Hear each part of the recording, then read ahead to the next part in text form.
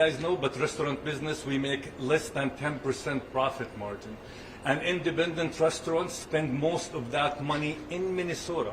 We're not the business in Chicago or New York, the corporate outside of the states.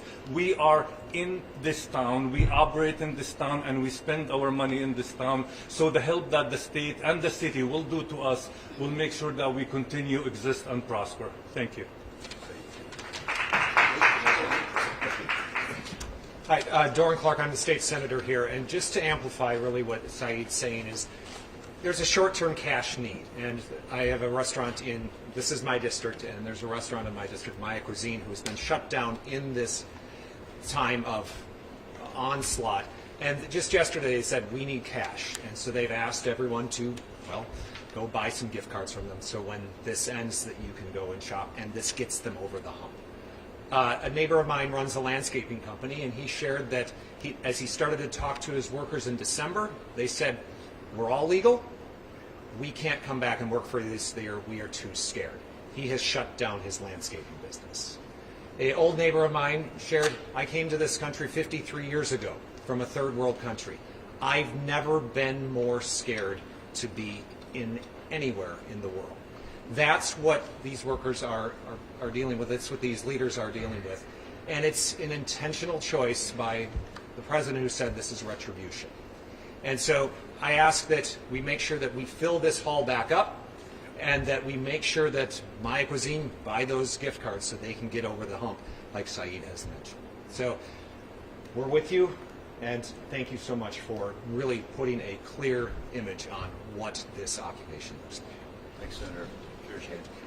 Well, you heard it, and we'll be able to take some questions. I would just say to all of you and to the Minnesotans who are listening that it's a false choice here to say this is the price that you have to pay to do immigration enforcement.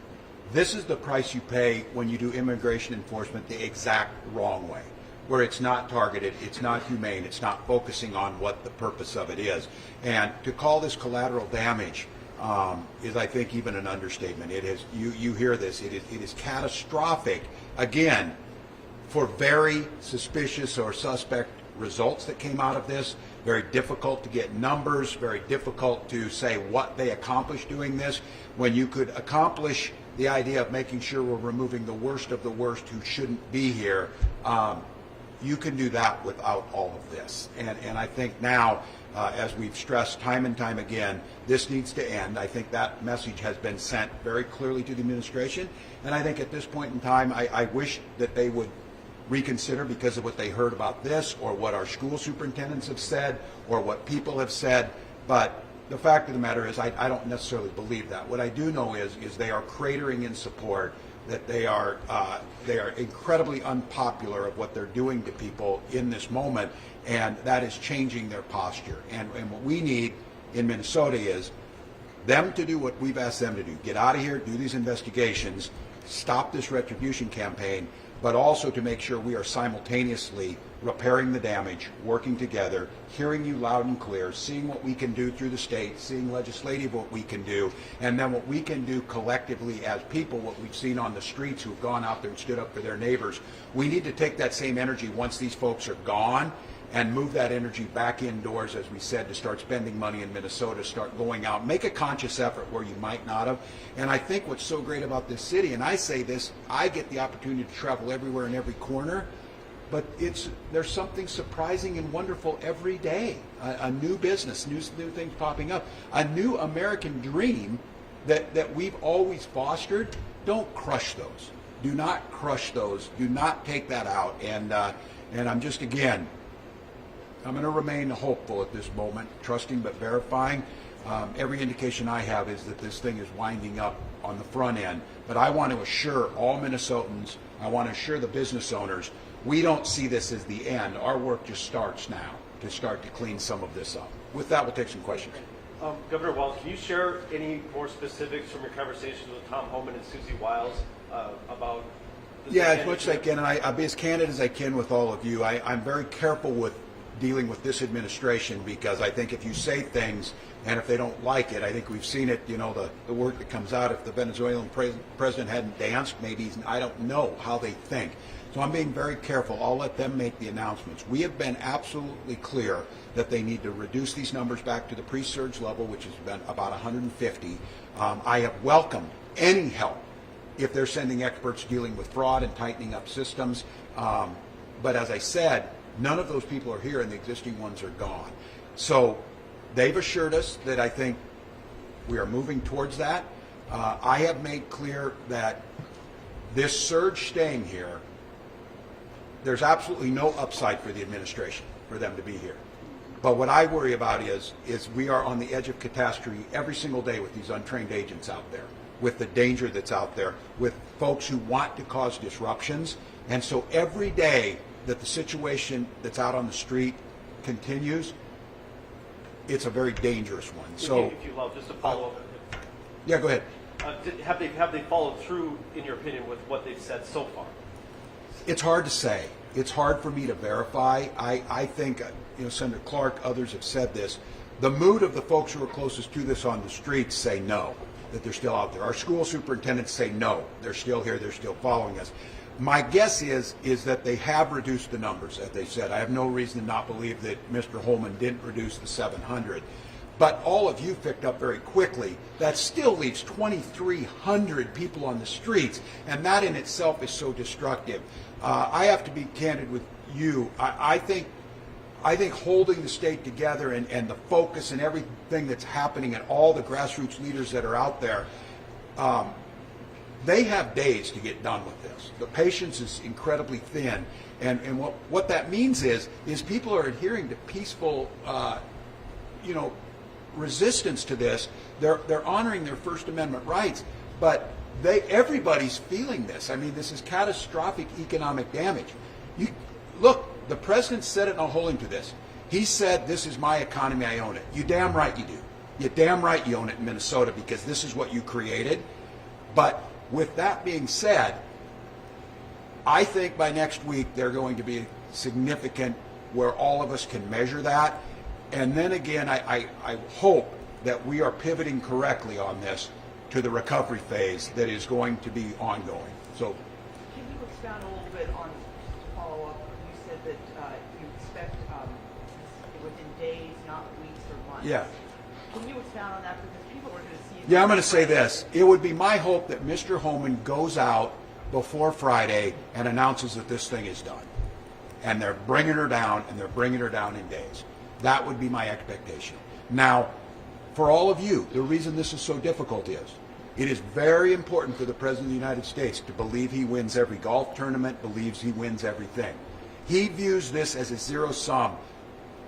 I mean, to me, it strikes at the core of my soul, seeing this as a win-loss. This is a loss for everybody involved with what's happened here.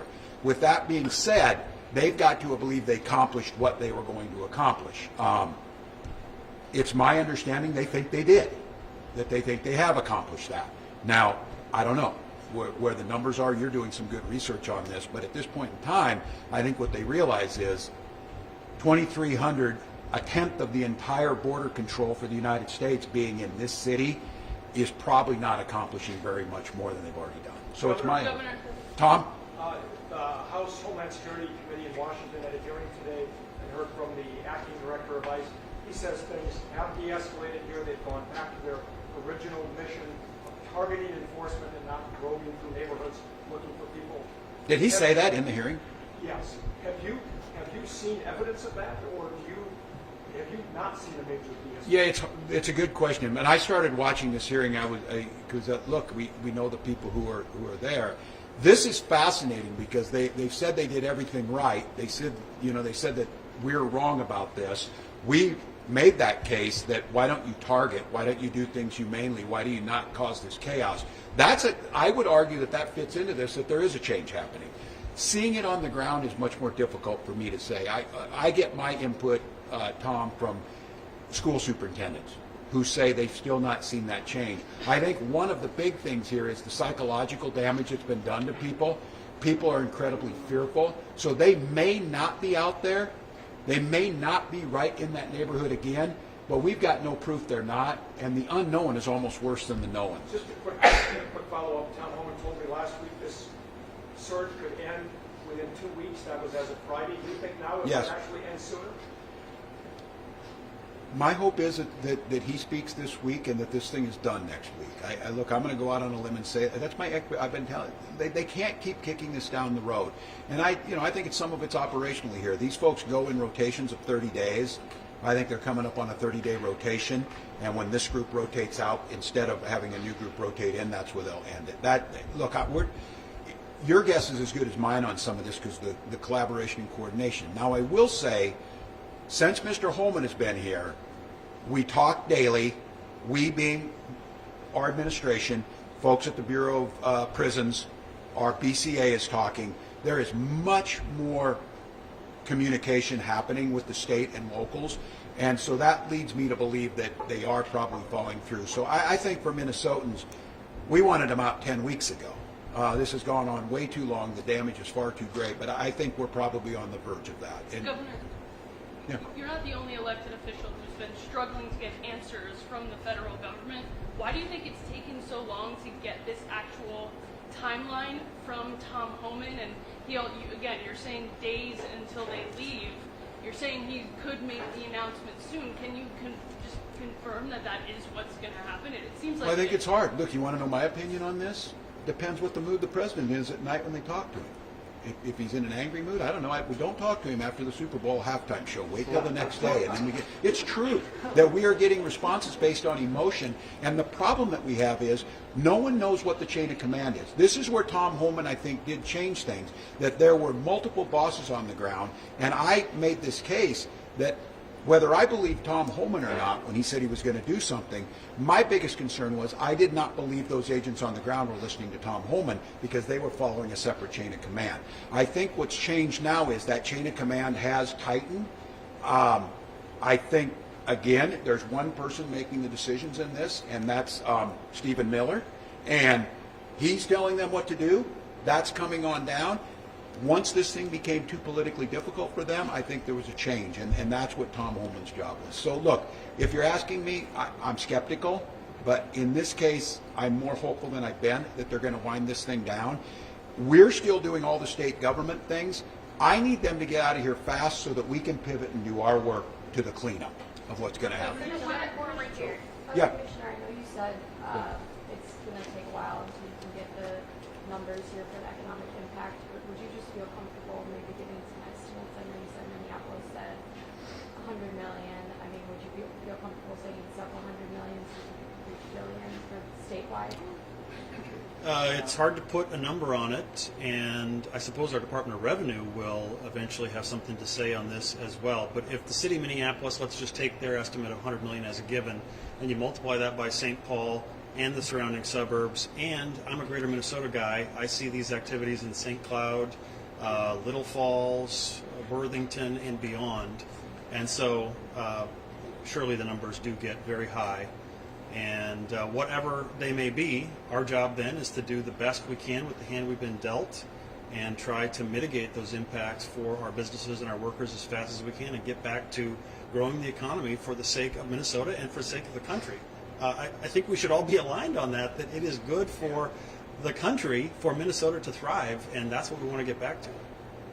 So can you reassure Mr. Waddy had a specific ask here. Mr. Waddy asked if he could get a forbearance on the sales tax, if restaurants could get that. Governor, is that a possibility? Well, I think right now we have to put everything on the table. We had this conversation. Some of us have the scars and battle scars of tip credit and different things. But these are things that the hospitality industry has brought up. I think it's appropriate now to put all of them on the table. There's things like credit card fees on sales tax and things.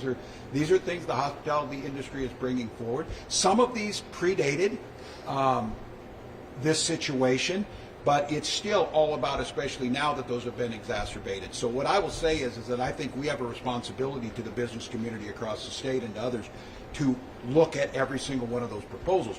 What I'm able to do, if there's things I'm able to do through executive orders, through the executive branch, through deed, we're going to try and do those immediately, but they have the legislative process. The good news is we're going into session here shortly. We will have a budget forecast that comes out the end of February. I'm a little bit scared now in terms of that will be outdated, and because we base our budgeting in our legislative session based on the February forecast and the November forecast. The issue is will that be somewhat tainted by this where we're not getting current enough numbers? But I do think, and I will make the pledge, we will look at every one of these proposals seriously to see what we can do, because some of these may be that they're things that people didn't want to do in the past that recognize if we say don't do something around fees on the collection, we can be certain we're going to collect zero from businesses that are closed. So I think an argument is made here. The state has to understand our revenue flows, but we have to recognize that the fallout of this, especially in the hospitality industry, could look like COVID in terms of the closures. So we have time for another. Commissioner, could you speak a little bit more to the impacts in greater Minnesota and what you're hearing, manufacturing and beyond? Yeah, well, it's partly anecdotal from me wanting to follow through on what we're asking others to do with Shop Local, Stand Together. And so I made plans to go out to dinner one night with Senator Eric Putnam, who represents that area as well. And he got a tip on where we should go to an immigrant-led restaurant. And I got there first, and they were closed. And we don't know exactly why, but it seems reasonable to expect that this may have been why. And so then we went to the next place, which was excellent, but their numbers were way down. And so in addition, we have lots of folks reaching out to our office, to the governor's office as well, wanting to share their story. And in fact, that's how we ended up here today, because Patty reached out to the governor. And so we've been hearing heartbreaking stories, not just of dollars and cents, but of livelihoods that are interrupted. And then it even goes into, as I said, manufacturing, where I have some leaders telling me that they are worried about supply chain interruptions because at the height of all this activity, truck drivers indicated some fear about being in Minnesota without respect to their legal status, but just because of the color of their skin. Closing fast, Governor, and then we're going to wrap there. We'll be back with more later. Yeah, thank you. I'm going to make the push again to Minnesotans. People want to know how they're going to help. Everybody has a different way of focusing on this. Again, I speak to the Minnesotans who, the vast majority who say, yes, we need immigration reform, but it needs to be targeted, it needs to be smart, it needs to be humane. But understand what's happened here goes well beyond that, so get out and spend a little bit of money. I know it's a stressful time. It's hard to find any time to be somewhat joyful. It's hard because you know what's happening, you know the pain that people are feeling. But I do think you get both of those. If you get a chance to go out to eat and spend some money, it's good for you and it's good for the folks you're going to. And I would be remiss if I didn't. I think it's on right now. I'm going to go catch the update. The two Corys from Duluth are competing for gold in curling, and Minnesotans have every reason to be proud. I've never been prouder of this state during what's happened here. I've never been proud. Hockey's at 1? 1:15. All right, so we're trying to keep track of them. So we'll let you all, we'll keep you updated on this. And like I said, I think hopefully, and Claire, you can maybe correct, I think later in the week we're going to try and get something to come back with a package of support. So great, thank you all. Thank you.